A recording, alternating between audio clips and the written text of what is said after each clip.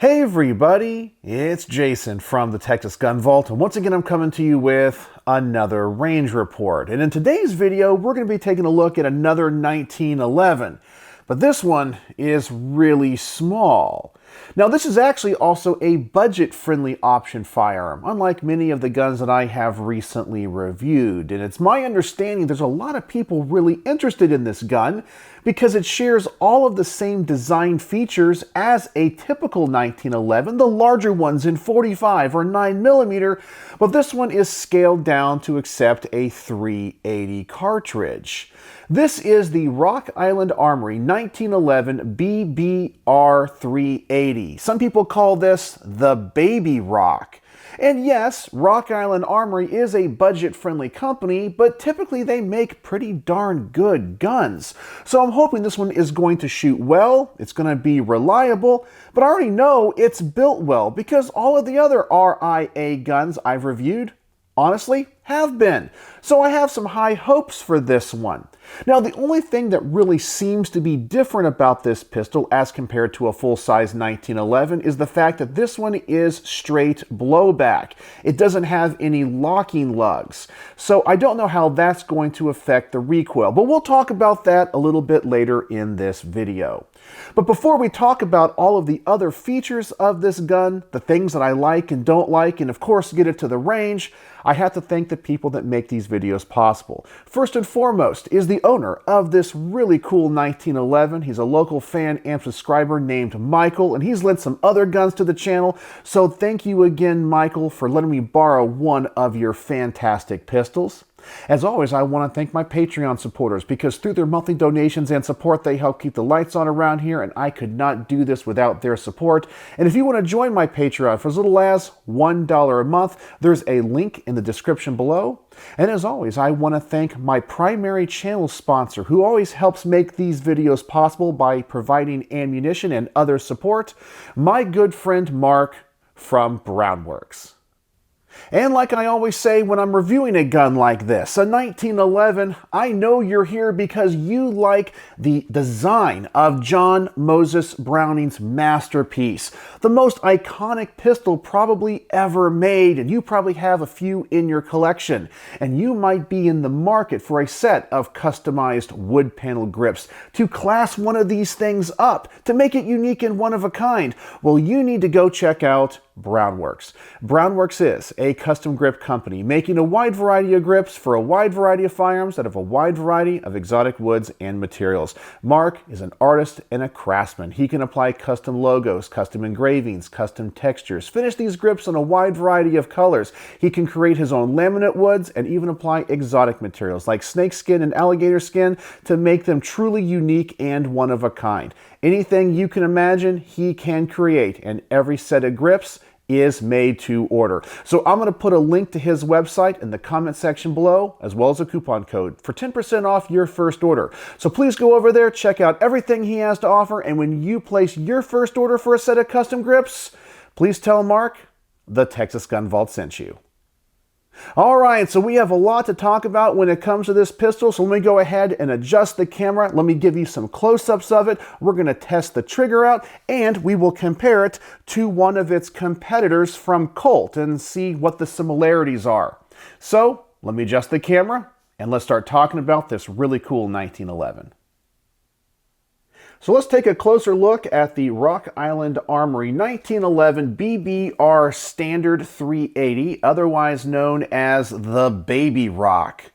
Yeah, this is a very small 1911. And to give you a size comparison, here is my Colt Commander that I typically carry, and there's some of those awesome Brownworks grips. So you can see the size difference. This one is chambered in 45 ACP. This one is in 380. So you can see this gun is definitely designed for people that love the classic 1911 but want something smaller. Now, as I already mentioned, this is a direct blowback firearm. It has a 7-round capacity. It has a barrel length of 3.78 inches. It has a width of 1.25 inches.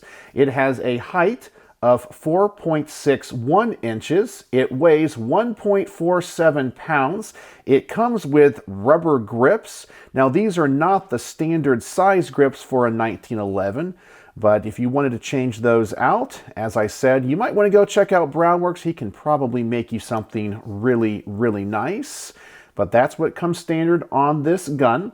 It is finished with a black parkerization, and according to their website, the trigger pull is anywhere between 7 to 9 pounds. To be honest with you, that is pretty stout.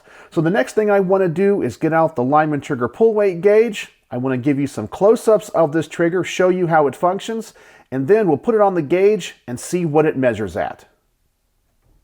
So I went ahead and got out the trigger pull weight gauge, but before we measure this trigger, let's take a look at its initial take-up and its reset. Let's drop the magazine, ensure there's no ammunition in that, and of course safety check the firearm and make sure the chamber is empty. Looks like we are good. Now, because this is a single action only firearm, just like a 1911, I do have to have the grip safety depressed. So the initial take-up is very short, but honestly, it's a little bit gritty. We come back to a definitive wall, and that is a pretty stout trigger pull. It's pretty heavy, heavier than what I would really want it to be. Here is our reset, relatively short, little bit of take-up after the reset. We have a little bit of that grip and that really heavy pull. So maybe 7 to 9 pounds, according to their website, is accurate. So let's go ahead and get out the gauge. Let's clear any averages. And now let's test this thing out. For our first pull, we have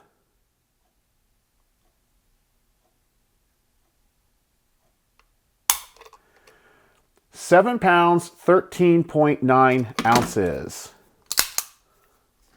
And something to note is even depressing this grip safety requires a lot of pressure. That spring is definitely very, very strong. For our second pull,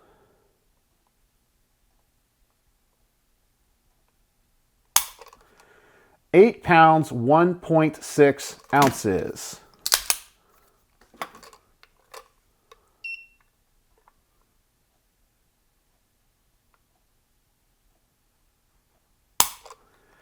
£7, 9.1 ounces.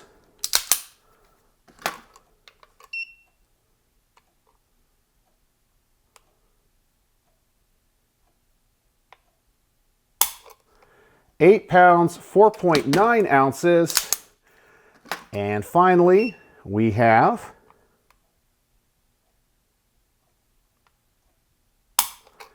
£8, 6.0 ounces, which gives us an average of 8 pounds, 0.7 ounces. So right in the middle of what they claimed on their website.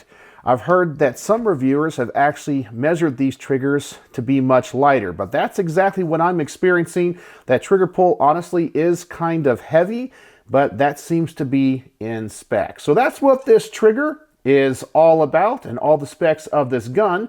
So now let me compare it to one of its closest competitors. And so I went to my safe and got out one of the closest firearms I have to this one, which is my Colt Government Model 380. And this is actually a discontinued model by Colt. They call this one the full-size 380 because currently they make the pocket-light Mustang, which essentially is the same firearm internally, but the stocks and the frame are a little bit shorter and the barrel is a little bit shorter. Now, of course, you can tell that Colt was trying to go with a 1911 style with this gun, but it's not quite the same. And when they scaled down the design, they changed a few things. You can see that the slide stop doesn't function the same way. The safety does not function the same way. Even with the hammer down, you can actuate it. We don't have a grip safety or a main spring housing. You can see that the grip profile is a little bit different. But something that this firearm does have, that this one does not, is a locking system. This one actually has barrel lugs, just like a typical 1911. So this one actually has a tilting barrel, which makes the action of the gun and the recoil of the gun a little bit smoother and a little bit lighter. And that's something that I mentioned I kind of wish Rock Island Armory did with this particular firearm, because they went to the lengths of putting together a very nice package that functionally is just like a typical 1911, but they took that away. So that might give us a little bit snappier recoil. But that's the main difference between this and the Rock Island. Now, the Colt design has also been copied by companies like SIG. So if you get a SIG 938, you will find it to be very similar to this gun. It kind of looks like a 1911 aesthetically, but it functions very, very different. So that is the main differences. And I know one thing people are going to ask: are the magazines compatible because the designs are so close? Well, let's find out.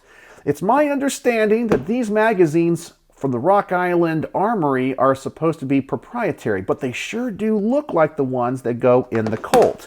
So let's drop that one. Let's take a look at them here. They look to be about the same length. The witness holes are in different places. You can see that follower is designed a little bit different. Now let's take a look at the other side where we have the mag catch, and it looks like the Rock Island magazine has that notch a little bit higher. So let's go ahead and take the Colt mag and let's see if it locks in to the Rock Island, and no, it does not. It almost gets stuck in there. And let's try it the other way as well. Let's put the Rock Island mag into the Colt, and it doesn't lock in either. So unfortunately, they look very similar, but they are not compatible. So that's all I know about these guns.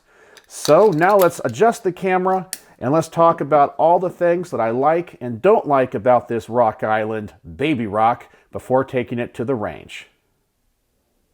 And as always, before taking these guns to the range, I like to talk about the things that I like and don't like, and I always want to start with the positive first. And the first thing I absolutely love about this pistol is that it is a clone of a 1911. It's just scaled down. They took all of the mechanical designs and features from the full size and just made it smaller. And that, as I mentioned, was always one of my complaints with the Colt counterparts in .380. These simply look like 1911s. They have some functionality that's the same, but internally they're not the same. And so I feel like Rock Island addressed that and actually just scaled the design down. Now, I also think Browning has done the same thing, but it's nice to see Rock Island offering something that's even more affordable. So I don't think they cut any corners when it comes to that. I also like the fact that they included many of the upgraded features that people want on modern 1911 pistols. We have a skeletonized hammer, skeletonized trigger. We have a beaver tail on the grip safety. We have front and rear cocking serrations. Those pretty much are standard on the higher end 1911s from most companies. So I'm very impressed by that. Now, there are a few things about this pistol that I don't like. I've already mentioned this is a straight blowback pistol. I don't understand why they took all the time in putting all of the various features in this gun that they did, but then just didn't add a locking system. It can't be that hard. Even Colt did it on this one. I kind of felt like that was a good design choice because it mitigates some of that recoil. It makes the gun a little bit more safe. Now, is that going to change the shootability of this gun in any way? Well, I guess we're just going to have to find out. But typically, straight blowback guns do have more recoil. So while this is chambered in a lighter hitting caliber, the recoil might be the same as a 1911 chambered in 9mm because of its size and the laws of physics, but also because it's straight blowback. The other thing that I don't like about this gun is the design of the grip safety. Not the fact it has a grip safety, but I have relatively large hands and this grip is very small. And just dry firing it here in the garage, I discovered that I have to have a really odd grip to fire this. If I hold that grip safety down far enough for the hammer to actually fall, I have to put my finger all the way through the trigger guard, probably way too far, which is going to make me pull my shots. But if I bring the pad of my index finger back to be right on the center of the trigger, I can't actually depress that grip safety because my hand is contorted in such a way. And I think this can be addressed by adding one thing that many 1911 manufacturers already do. Once again, here is my full-size Commander, and you can see here on the grip safety we have a little raised ledge.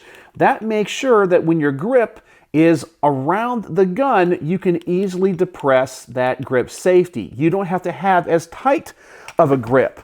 All they would have to do is miniaturize that design, and that would not be an issue. Now, this might be a great pistol if you have really, really tiny hands. These complaints that I have aren't going to bother you. But if you're like me, I think it's going to be a problem, and I'm going to have to hold this gun kind of weird when I shoot it. So that's the things that I like and don't like about this pistol. So now it's time to go to the range and find out how it shoots. Now, because this only has a 7-round capacity, I'm going to put 2 magazines through it. So let's go to the range, set up the target at 7 yards, and just see how this gun performs. And I'll tell you about my experiences when we get back here to the garage.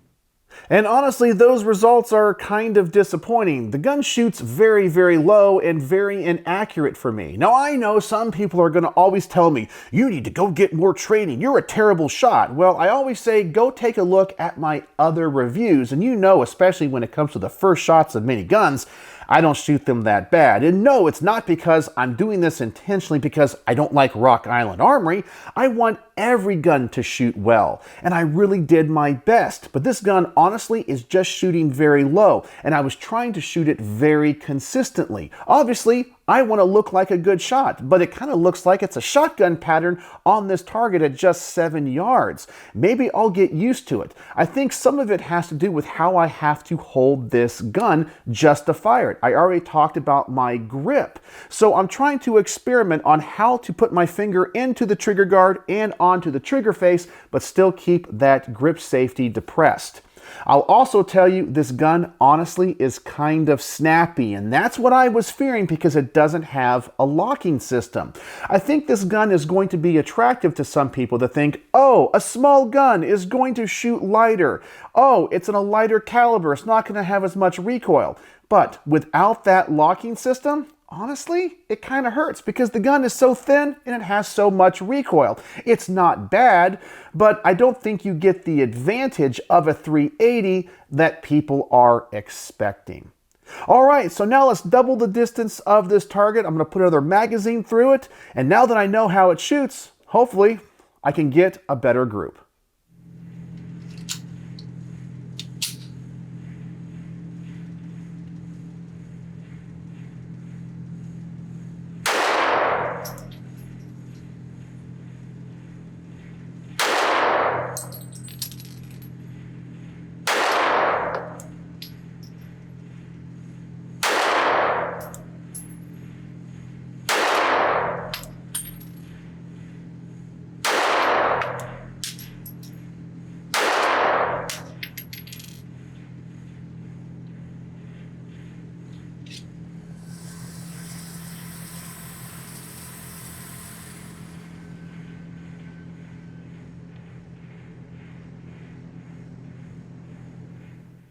And unfortunately, I'm getting exactly the same results. Is this gun Terribly inaccurate? Well, no, I'm on the paper. It's just not the grouping that I would want. And I have shot guns of this size better than this. Now, typically I don't shoot these ultra subcompact guns all that well, but I'm kind of embarrassed for how I'm shooting this. But I don't really think it's me. I really am taking my time, staging the trigger, making sure the sights are all lined up. I don't know. It just doesn't seem to be very accurate, and my shot placement on the target is all over the place. So maybe the gun just is inherently not that accurate, but that's what I want to test with the next segment. I'm going to set the target at 25 yards, and I'm going to shoot this from the bench. Now, I know that these sights are off. I'm going to have to aim a lot higher on the target. So I'm going to aim for the head on one of these silhouettes. Hopefully, I'll be somewhere in the center, and I'm going to try to take as much of the human element out of the equation as possible. So let's go back to the range, shoot this at 25 yards, and see what the best group I can get with it is.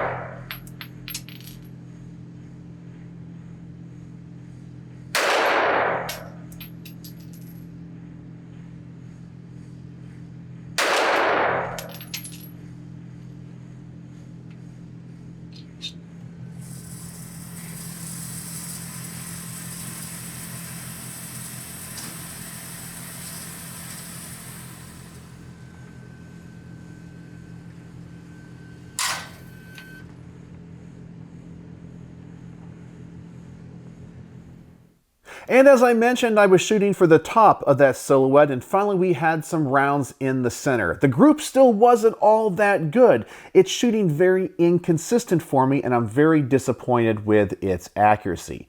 But something I'm very impressed with is its reliability. We haven't had any issues with it whatsoever, and that's something that has always impressed me with Rock Island Armory. They're very affordable guns, but they seem to run really well.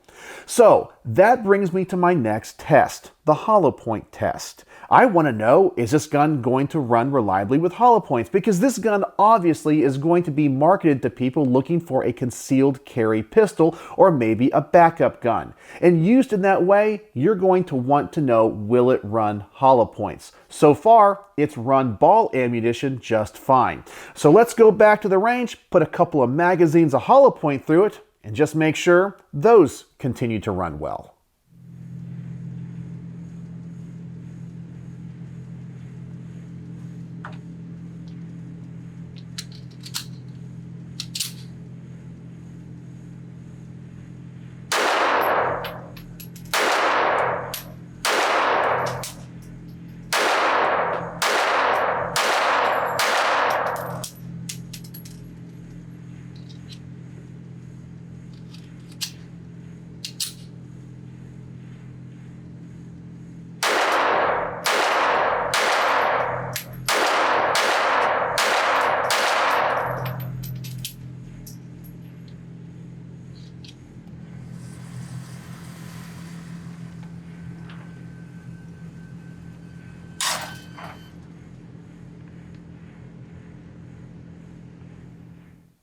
And as expected, we had absolutely no failures. No failures to feed, failures to eject, failures to fire. The gun just runs like a top. Unfortunately, that group was pretty much the same as all of the other groups. A little bit low and inconsistent. But if you can learn how to shoot this thing well, maybe figure out the sights, you're not going to have to worry about it not running well. I am very impressed with that.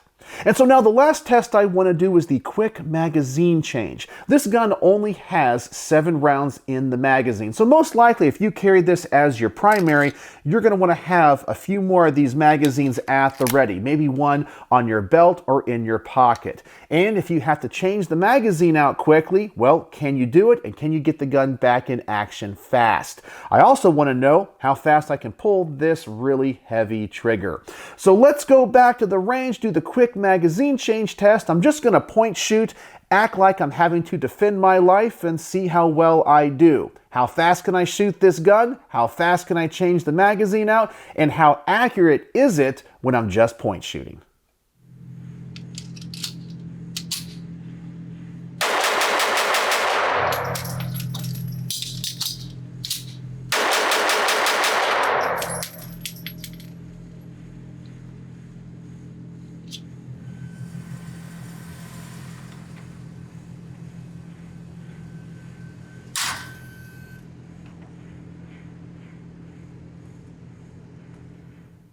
And so let's break those results down. Can I shoot this gun fast? Well, I can shoot it pretty fast for having a terrible trigger. It wasn't bad, it wasn't very slow, but it wasn't fast either. It's kind of really hard to stage and also kind of hard to explain it to someone that hasn't shot one of these.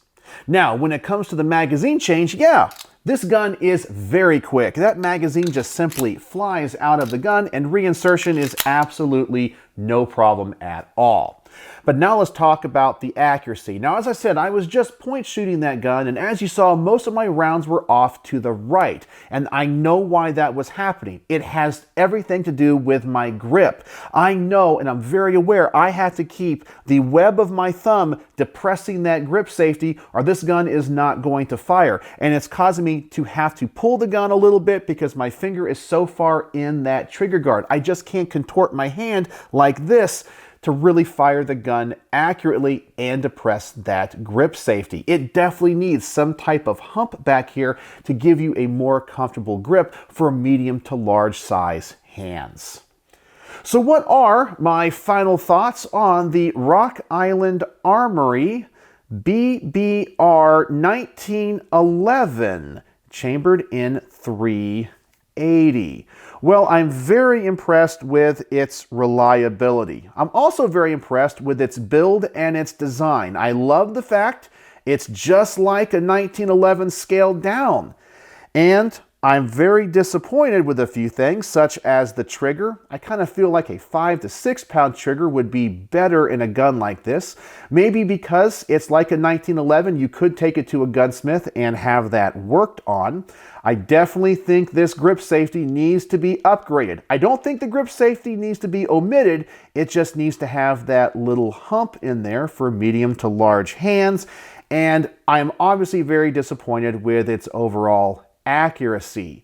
I see a lot of potential in this gun, and I feel like with just a few tweaks, it could be amazing. The only thing I wouldn't know how to fix is the inaccuracy. Maybe running a bunch of different ammo types. I tried about 3 or 4 at the range, and that's still just the best groups I could get. But maybe it wants something very specific. But I wouldn't want an affordable gun that's ammo sensitive. So I don't know if it's the sights or the barrel or the ammunition. It seems to be okay for basic self-defense, nothing beyond 7 yards. But once again, it's not supposed to be a target gun or any type of a race gun. So maybe it would be okay. But that's just my experiences with this very intriguing 1911. So tell me in the comments section below, do you have any experiences with a small 1911 like this, and more specifically the ones from Rock Island Armory? And do your experiences mirror mine? Was the gun accurate or inaccurate for you? And what do you think about my complaints about the grip safety and the fact this is a direct blowback gun and it has a little bit more recoil than you may want with a .380? So once again, let me know in the comments section below all of your thoughts. And as always, thanks for watching. And here I am for a post-credit scene, I guess we're gonna say. And I'm here because I realized after editing the video, I neglected to tell you what this gun earned on my star system. So I'm here to do that.